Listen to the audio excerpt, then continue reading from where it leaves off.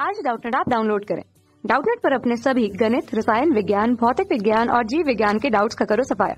बस प्रश्न की फोटो खींचो, एक ही प्रश्न को क्रॉप करो और तुरंत वीडियो सोल्यूशन पाओ। अभी डाउनलोड करें। हेलो स्टूडेंट, तो आपको इस क्वेश्चन में पूछ रखा है कि गुरुत्वाकर्षण, आकर्षण तथा विभव की परिभाषा देते हुए उनके बीच संबंध लिखें। उसके बाद किसी ठोस गोले से दूर किसी बाहर बिंदु पर गुरुत्वीय विभव का व्यंजक निकालें। तो सबसे पहले की बात करते हैं गुरुत्वाकर्षण। देखिए गुरुत्वाकर्षण बल क्या होगा आपके पास। मान लीजिए दो मास है आपके पास, m1 और m2। ठीक है, मान लीजिए m1 और ये द्रव्यमान कितना m2, और दोनों के बीच में आपके पास दूरी है, सपोज करिए r। ठीक है ना। तो होगा क्या कि यहाँ पर ये जो बल है, ये जो द्रव्यमान है एक दूसरे को अपनी ओर आकर्षित करेंगे, है ना। इस पर जो बल लग रहा है इसको बोलते हैं अपन F12, यानी कि एक पर दो के कारण लगा बल, और इसको बोलते हैं F21, दो पर लगा बल एक के कारण। और दोनों मैग्नीट्यूड वाइज यानी कि परिमाण देखे दोनों का, ये क्या रहता है, समान रहता है। बस इनकी प्रकृति क्या होती है, एक दूसरे के विपरीत होती है। ठीक है ना। तो इसको मान लीजिए F कह देते हैं। तो ये वैल्यू आती है आपके पास माइनस का G m1 m2 बटे r²। ठीक है, तो माइनस केवल क्या दिशा बता रहा है। अगर आप केवल परिमाण की बात करें तो यहाँ पर माइनस लिखने की आपको कोई जरूरत नहीं है। तो ये होता है गुरुत्वाकर्षण बल। उसके बाद बात करते हैं विभव की, कि आपके पास विभव है क्या और कौन सा विभव बताना है, गुरुत्वाकर्षण विभव। ठीक है, तो देखिए किस तरीके से, कि सपोज करिए आपके पास एक मास है, कैपिटल M ले लेते इसको, और एक टेस्ट मास है यानी कि द्रव्यमान है जिसको बोलते हैं स्मॉल m। तो इससे कुछ दूरी पर, मान सपोज करिए इतनी दूरी पर है। तो इस वाले पे क्या होगा, एक आकर्षण बल लग रहा होगा, किसकी वजह से, इस m की वजह से। अब आप मान लीजिए इस बल को इस द्रव्यमान को यहाँ से अनंत तक ले जाना चाहते हैं। ठीक है, तो आपको क्या करना पड़ेगा, जो गुरुत्वाकर्षण बल है उसके विपरीत बल लगाना पड़ेगा, है ना।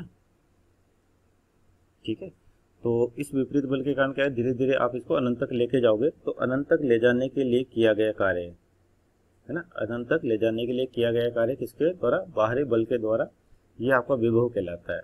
तो इसकी परिभाषा एक बार सुन लें, कि किसी भी द्रव्यमान को किसी भी द्रव्यमान के गुरुत्वीय क्षेत्र में रखा हो और उसको उस स्थान से अनंत तक लेकर जाना है, तो बाहरी बल द्वारा किया गया कार्य आपका विभव कहलाता है। ठीक है, इसकी मैथमेटिकल डेफिनेशन बताएं, विभव की। तो ये आपके पास होता है V बराबर W/Q, W/m। और ये कौन सा होगा, एक्सटर्नल। ठीक है ना। और बात करते हैं एक्सटर्नल कार्य की, यानी कि बाहरी कार्य की। तो जब ये इधर लेके जाएगा तो आपका जो कार्य होगा फिक्स है, कि जो गुरुत्वाकर्षण बल है वो हमेशा इसके परिमाण के बराबर है। तो जितना वर्क इसको यहाँ पर ले जाने के लिए किया जाएगा, उतना ही वर्क ग्रेविटी के द्वारा भी किया जाएगा। और इसको कैसे लिखते हैं, माइनस का W ग्रेविटी बटे m, क्योंकि दोनों बल क्या होते हैं, एक दूसरे के विपरीत है। ठीक है ना।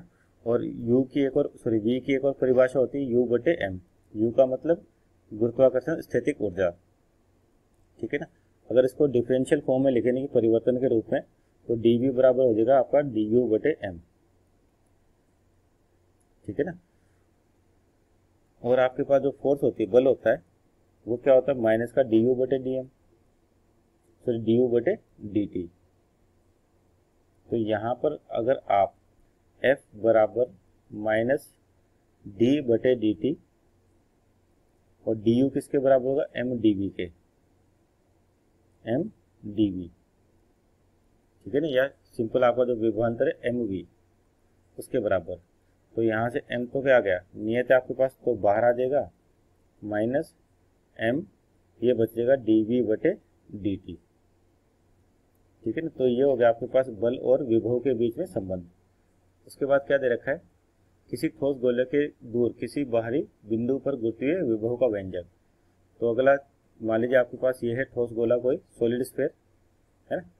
इसके बाहर किसी भी बिंदु पर, मान लीजिए इस बिंदु पर p दूरी पर, आपको बताना है कि विभव कितना होगा। यानी कि आपको यहाँ पर बताना है कि इस गोले के कारण यहाँ पर आपके पास जो बाहरी बिंदु है, यहाँ पर विभव कितना होगा, ये बताना है। ठीक है। और मान लेते हैं इसके सेंटर से इस बिंदु P की दूरी है आपके पास स्मॉल r। ठीक है ना। कितनी दूरी है, मान लीजिए स्मॉल r दूरी आपके पास ये। ठीक। तो बाहरी बिंदु के लिए आपके पास कोई सा भी स्फीयर हो, चाहे खोखला हो या सॉलिड हो आपके पास, तो क्या मानते हैं अपन कि पूरा का पूरा द्रव्यमान इसके एक बिंदु पर, यानी कि जो इसका केंद्र होगा वहां पर केंद्रित मान सकते हैं ना।